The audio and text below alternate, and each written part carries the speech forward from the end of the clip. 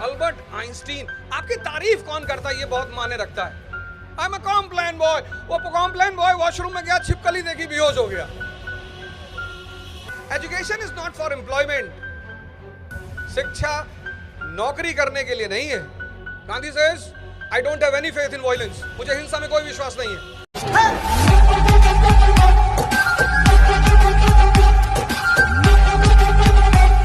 और अगर हम भगवान राम को माने तो जिसने 14 साल कर लिया वो श्री राम से प्रभु राम बन ही जाएगा, पर तपस्या करनी ही पड़ेगी, कोई रास्ता नहीं है। तो प्रधानमंत्री मोदी जी को सभी धन्यवाद देंगे, सभी, वो किसी एक के लिए उन्होंने नहीं किया है, हम सभी उन्हें इस बात के लिए धन्यवाद देंगे। और श्री राम टेम्पल के इनॉग्रेशन में हम सब कोशिश करेंगे कि उसमें पार्टिसिपेट करें, बिल्कुल जाएं और श्री राम से संदेश लें। कौन सा? श्री से प्रभु बनने के सूत्र का। लास्ट बात, उस आदमी को पता है कि लोगों को अपने करीब कैसे लाना है, कैसे बुलाना है, किसी को भी दुनिया में अपने पास बुलाना है, किसी को भी। लुई विट्टन का जूता पहनने की जरूरत नहीं है, बर्बरी की शर्ट पहनने की जरूरत नहीं है, इन सब की जरूरत ही नहीं है। फिर जरूरत किसकी है? उस आदमी का इंटरेस्ट पता करो, उसकी जरूरत, उसकी necessity. There are no permanent friends, no permanent enemies, only permanent interest.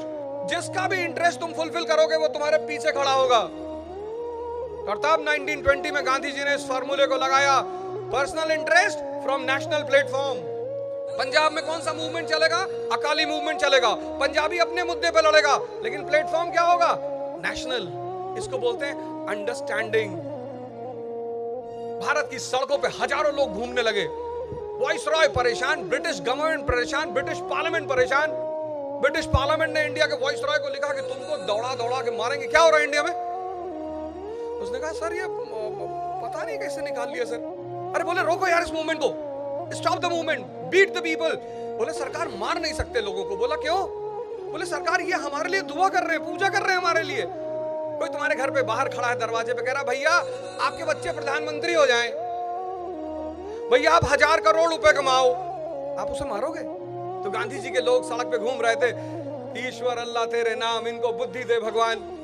2 साल, 20 से 22, 2 साल एक डंडा किसी ने नहीं मारा। और तब अंग्रेजों को एक कॉन्स्पिरेसी करनी पड़ी, Chauri Chaura, burning of police station with 22 police personal. Police station जला दिया 22 पुलिस वालों के साथ। That was attack on the state. अब सब सत्याग्रही मारे जाएंगे, लेकिन इससे पहले की गवर्नमेंट मारे, Gandhi stops the movement. Gandhi says I don't have any faith in violence, मुझे हिंसा में कोई विश्वास नहीं है।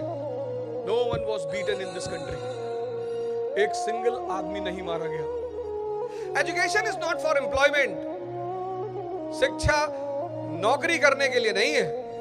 वो तो मैकाले आया, वो कह गया कि नौकर बनोगे? बोले जी साहब बनेंगे। बोले हाँ भाई नौकर बनाओ इनको। Education is for enlightenment, and enlightenment leads to empowerment. शिक्षा दिमाग को जिंदा करने के लिए।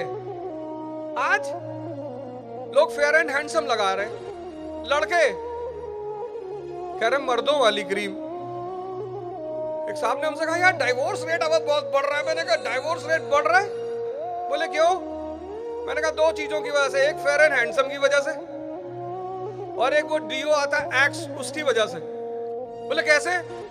अरे मैंने कहा यार एक लड़का कॉलेज जा रहा, कॉलेज जा रहा, कोई लड़की उससे बात ही नहीं कर रही, फिर दूसरे दिन वो एक्स लगा के आ रहा है, परियां गिर रही है आसमान से। अगर ऐसा होता तो भगवान शंकर अपने शरीर पर भभूत नहीं लगाते, एक्स ही लगाते। क्यूरियोसिटी।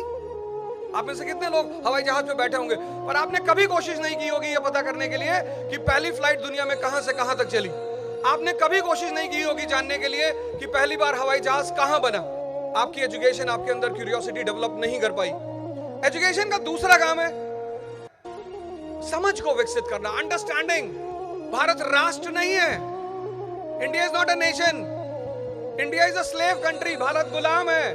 90% लोग अशिक्षित हैं, 90% लोग गरीब हैं। बस सोच के देखो, इमेजिन करके देखो, 1920 का इंडिया, 90% गरीब, 90% लोग अशिक्षित। भारत नेशन नहीं है और भारत गुलाम है। और ऐसी परिस्थिति में आपको लोगों को सड़क पर लाना है आंदोलन करने के लिए। आज नहीं ला सकते आप, लेकिन उस आदमी का समझ लेवल बहुत प्यारा है, बहुत। उसको पता है किसी को भी बुलाना हो अच्छा बनने की जरूरत नहीं। अगर आप गांधी जी को पढ़ लो ना, गांधी मतलब गांधी जी, अल्बर्ट आइंस्टीन, आपकी तारीफ कौन करता है ये बहुत मायने रखता है। आपकी बुराई तो कोई भी कर सके, आपकी तारीफ दुनिया में कौन करता है उस पर नजर रखना। और जिस आदमी की तारीफ अल्बर्ट आइंस्टीन, अब गांधी जी को पढ़कर 1915 से 1948 तक अगर आपको ये याद है एनसीएम मूवमेंट कब हुआ, सीडीएम मूवमेंट कब हुआ, सॉल्ट सत्याग्रह क्या था, तो फिर आपने गांधी को कभी पढ़ा ही नहीं, फिर तो आपने एजुकेशन ली ही नहीं। That is not education. अगर 1915 से 1948 तक गांधी पढ़ने के बाद आपको 4 चीजें नहीं मिली तो आप समझना आपने कभी पढ़ाई जीवन में की ही नहीं। पहली चीज क्यूरियोसिटी। एजुकेशन अगर क्यूरियोसिटी को जिंदा ना कर पाए, जानने की इच्छा, ये क्यों है, ये क्या है, ये कैसे है। Gandhi comes to India from South Africa, roams in India for entire 1 year, 1 साल पूरा घूमा जानने के लिए। एजुकेशन मतलब enlightenment. I am a Complan boy, वो कॉम्प्लेन बॉय वॉशरूम में गया, छिपकली देखी, बेहोश हो गया।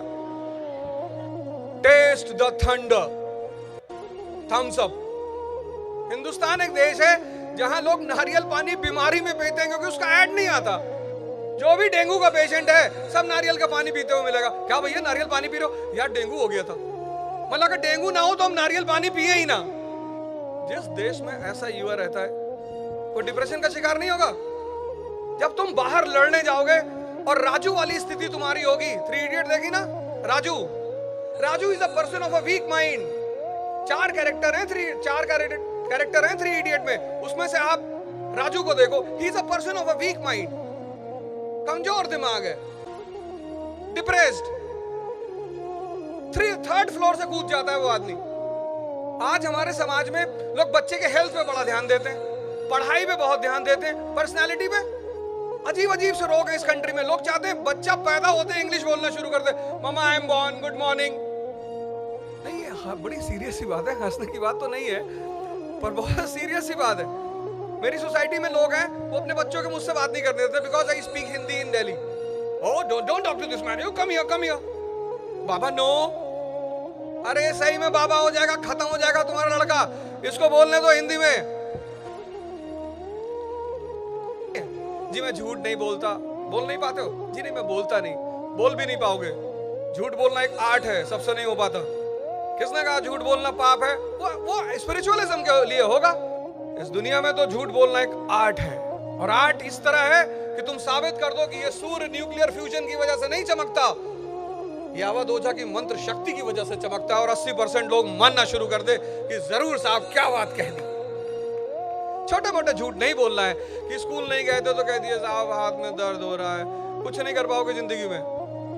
बड़े ये तुम्हें स्कूलों में नहीं बताया जाएगा, ये हम यूपीएससी में बताते हैं कि झूठ बोलना है लेकिन अच्छा अश्वत्थामा मारा गया पर नर नहीं कुंजर, और कुंजर कहोगे मैं शंख बजा दूंगा। तुम टेंशन बिल्कुल मत लो।